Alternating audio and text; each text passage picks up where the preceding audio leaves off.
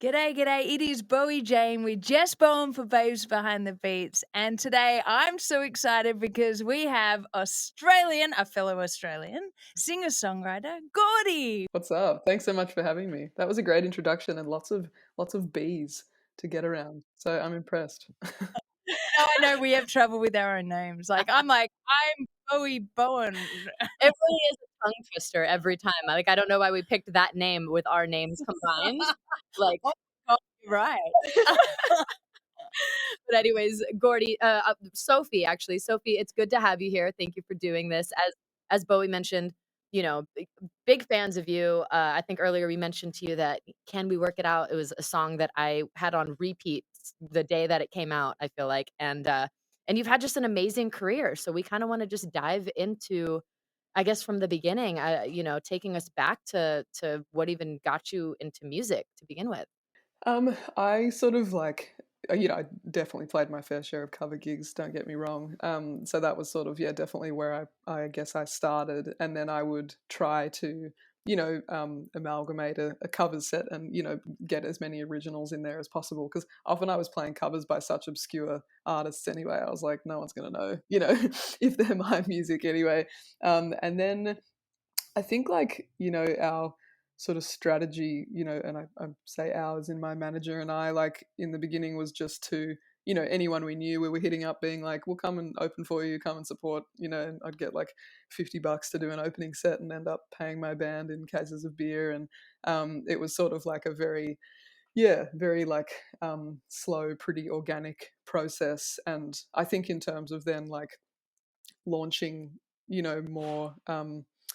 more formally into like a live music setting, I think it's all tied to releasing music. So like it wasn't sort of until I had, a song that was getting a little bit of traction in 2014 that I started getting more legitimate gigs where I'd open for a band that might have music on the radio or those sorts of things. But it was definitely a couple of 2-3 years where I was just like playing anywhere and everywhere and playing covers and sometimes playing originals. And I think that for anyone that is like, such an important time, because then you get to the stage where you're playing on a bigger stage and you've got all this experience to draw on of, like I've like had many experiences where I've been playing to a crowd that doesn't give a shit that I'm on stage, and even though that hurts like hell at the time, you're like, oh, that's actually really good for me, because it means that if the audience aren't particularly good on a given night, you're like, oh, I'm just going to play for myself, and you can still kind of give everything to the performance.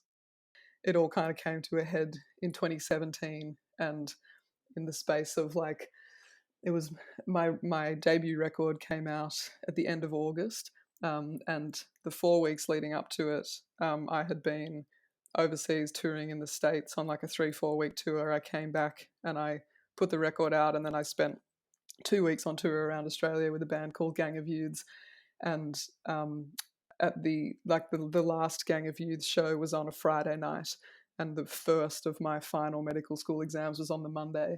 And I was like in the green room, I had palm cards, and I was like just pacing around the green room, kind of doing these like different scenarios, and it was pretty horrendous. And I like finished, I finished those exams, and it is funny to talk about now, but hell, I was like, having pretty hectic panic attacks for that period of time. Flew over to Europe, and I'd played in Brussels, Amsterdam, London. I was about to continue a tour in the UK, then tour all through the States and Mexico with Of Monsters and Men, then come back to Australia, do a stadium tour with Bon Iver, and then go back to the States and do a headline tour. But you know what? You know the rest of the story. So we know that story now. Bloody COVID. Oh my God. Then we all lost all our gigs. Yes. I can't believe the timing of that February. You were just that's insane. A month before it all got shut down is when you were like, you know what? Fuck this, I'm doing the music thing. Yeah. And then everything, the world shut down. Honestly, my lucky 8 ball obviously didn't help me predict what was about to happen. But yeah, I was in London at the time, and I was in at the BBC. It was like the end of February, and COVID was kind of starting to really take off. And I was scrolling through Twitter and saw that the US was closing its borders within 24 hours to Europe. And I was like, holy shit, I need to get out of here. So I just like went home, called an airline, was on hold for 6 hours, and they were like, we can get you on a flight in 2 hours if you can get to Heathrow. And so I was like, fine, shoved my stuff in a bag, like went home. And then, yeah, I, proceeded to put a record out and stuff in 2020. And I played shows here and there, like in Australia when it was possible. But I also then went back to my medical job. So I'm in Melbourne, and when the second wave of COVID was really hitting, I started to pick up shifts again around Melbourne. And yeah, it was basically like a bit of a gap filler. Like the sort of government agency would sort of call up and be like, right, we've got places we need to fill in X hospital, Y hospital. And I just kind of started to do that. And I'm still, for the past 18 months, I've just been doing, bits of that. I just came off a week of night shifts in the emergency department from Shepparton in regional Victoria.